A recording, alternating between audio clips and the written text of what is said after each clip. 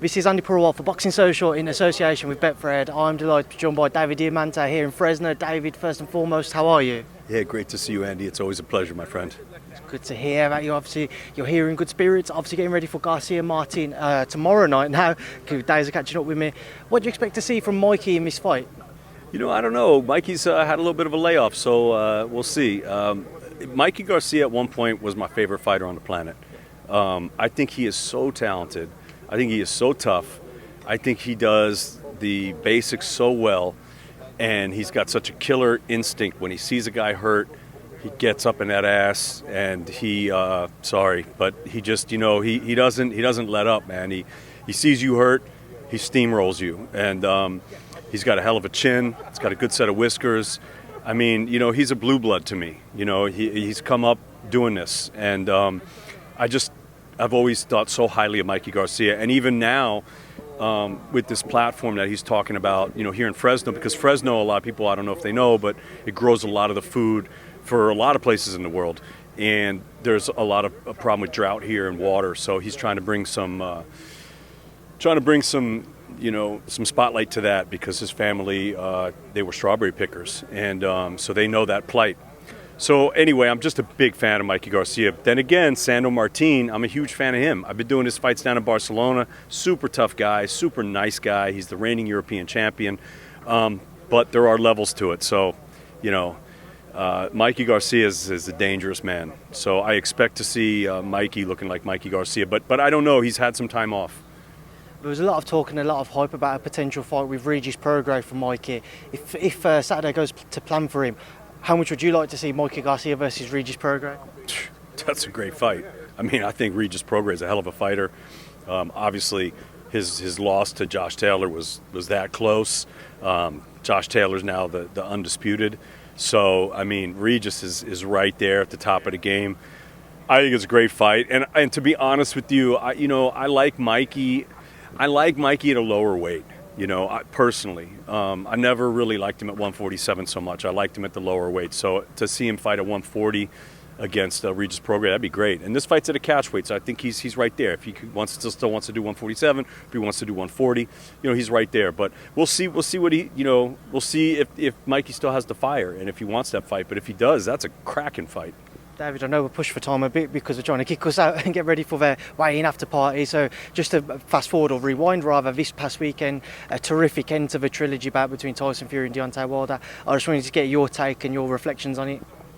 There's so much to talk about with this fight. I don't know if we can do it all right now. I have a lot that I'd like to say and talk about it. But listen, first of all, kudos to both men for leaving it all in the ring. They both acted like and fought like champions.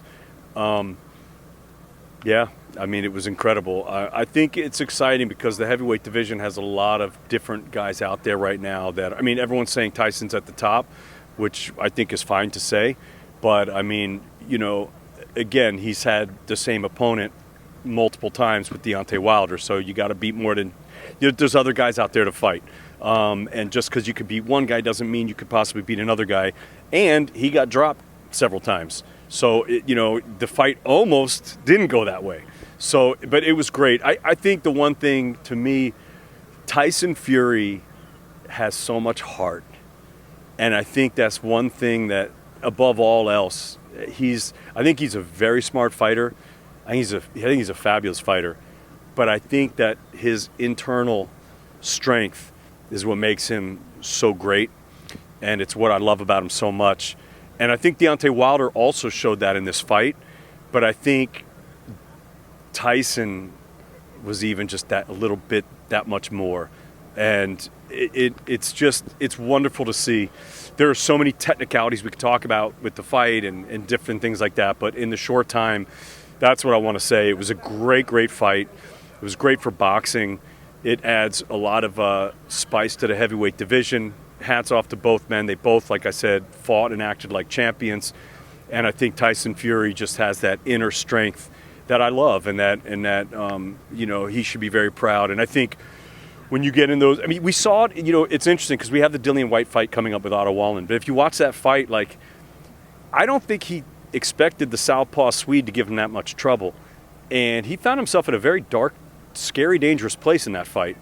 and you saw his heart in that fight. Like, I don't think you can ever anyone question Tyson Fury's heart.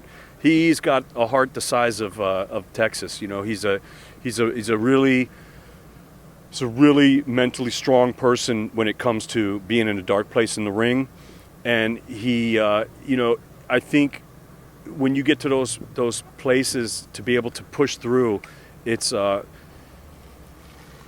something that we should all look up to, you know, because I think boxing can be a metaphor for life, and we know that Tyson's been in those dark places he's talked about in his life, and I don't know if that's what has brought him through those dark places in the ring, but I feel like there are metaphors there, and I love that, and so hats off, well done to both men, and you know, the boxing fans got a real show.